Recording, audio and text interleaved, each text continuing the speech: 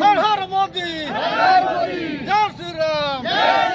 Bharatiya Janata party जिंदाबाद जिंदाबाद, योगी मोदी जिंदाबाद जिंदाबाद जिंदाबाद, योगी मोदी जिंदाबाद जिंदाबाद जिंदाबाद, भैया जिंदाबाद भैया जिंदाबाद, योगी मोदी जिंदाबाद जिंदाबाद जिंदाबाद, योगी मोदी जिंदाबाद।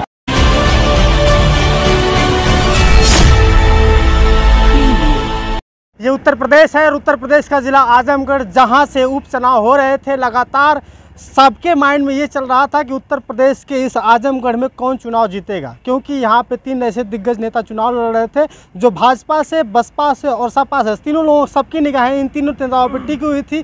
जबकि आज चुनाव का रिजल्ट आया है और चुनाव के रिजल्ट में दिनेश निरहुआ अपनी जगह बना पाए हैं। फिलहाल पिछले दिनों जब 19 में चुनाव हुआ था तो यहाँ पे अखिलेश के सामने निरहुआ जी चुनाव लड़ रहे थे, जिसके उन खिलाफ में चुनाव लड़ने के बाद 1 लाख लगभग वोटों से हार हासिल की थी। लेकिन इस बार उन्होंने चुनाव जीत गया है और हम सब मौजूद हैं आजमगढ़ के जिला कार्यालय भारतीय जनता पार्टी के वहाँ बहुत सारे लोग हैं, सारे कार्यकर्ता हैं। उनसे हम बात करेंगे कि जो चुनाव जीत हुई है ये किस तर्ज पर हुई थी, क्या क्या मुद्दे रहे हैं और इस बार चुनाव जीतने के बाद निरहुआ जी क्या कर पाएंगे। सीधे बात करते हैं। सर, आपका स्वागत है।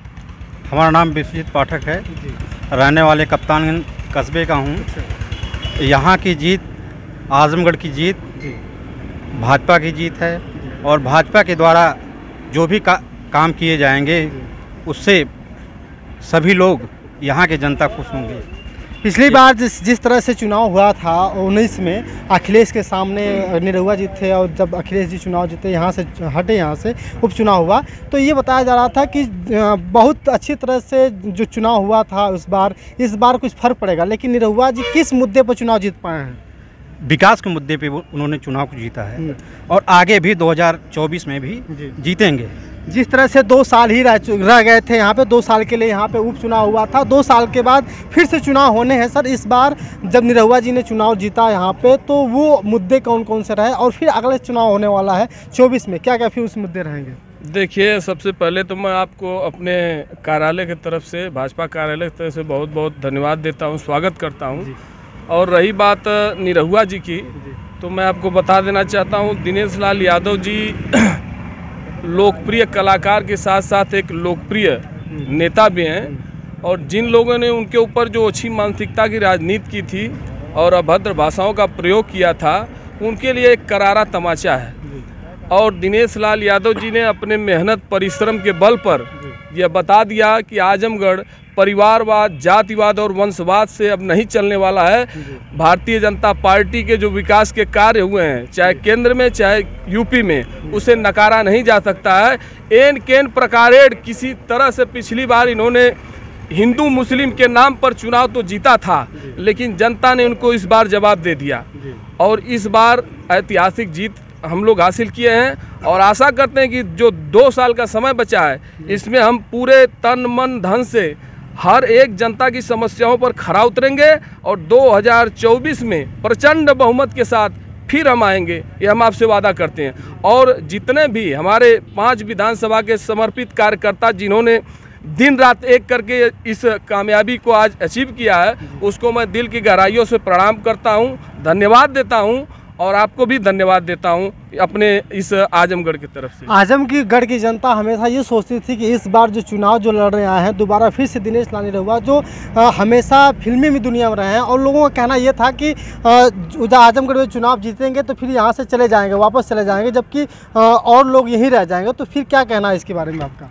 देखिए, दिनेश लाल यादव जी बिल्कुल हमारे पड़ोसी हैं और हर समय हर विपत्ति काल में हमारे आजमगढ़ वासियों के साथ खड़े रहे हैं, चाहे वो बाढ़ का समय रहा हो, चाहे कोरोना काल का समय रहा हो, यहाँ तक कि हमारे आजमगढ़ में जो गंभीर समस्याएं हैं उसको लेकर के वो माननीय मुख्यमंत्री के पास जा कर के उसका निवारण कराने में भी उनका बहुत अहम योगदान रहा है।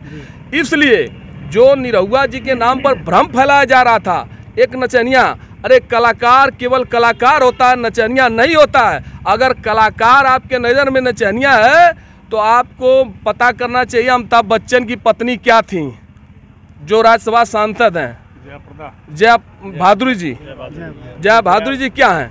हम लोग किसी को भी सबका सम्मान करते हैं। हम लोग कोई भी जीत विकास के परचम पर पाते हैं, न कि किसी पे कमेंट करके। यह जो जातिवाद परिवारवाद का किला था यह ढहा है और ढहना भी चाहिए।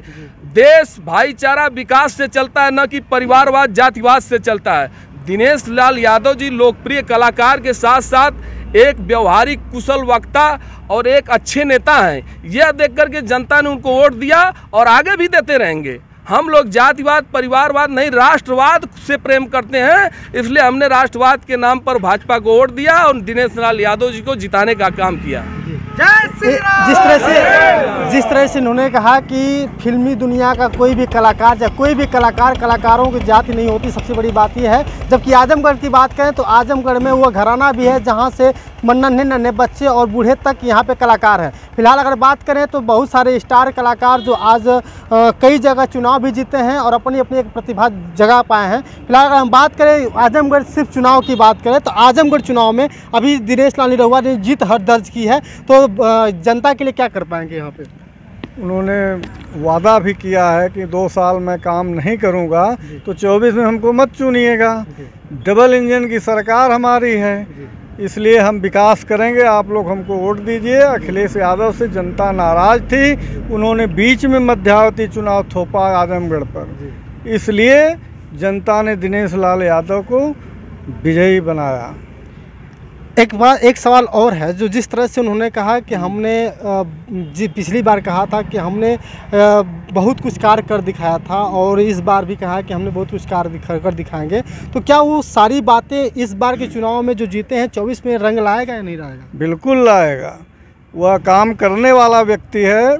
जब वह चुनाव हार गए थे तब भी आजमगढ़ में कोरोना काल में वो आदमी 2 बार आया और अपने फंड से गरीबों की मदद किया था, अपने व्यक्तिगत धन से। इसलिए 24 में या और दमदारी से चुनाव लड़ेंगे। तो दोस्तों हम इस समय मौजूद थे आजमगढ़ में। आजमगढ़ के जो पार्टी है जिला कार्यालय भारतीय जनता पार्टी के, वहाँ पे लोगों से बातचीत करने के दौरान पता चला कि जिस तरह से निरहुआ ने चुनाव जीत की है, चुनाव दर्ज की है, उसी तरह आगे वाले चुनाव 2024 में जो चुनाव होंगे उसमें भी खरा उतरेंगे। तब तक के लिए बहुत बहुत धन्यवाद। आप देख रहे हैं सत्या।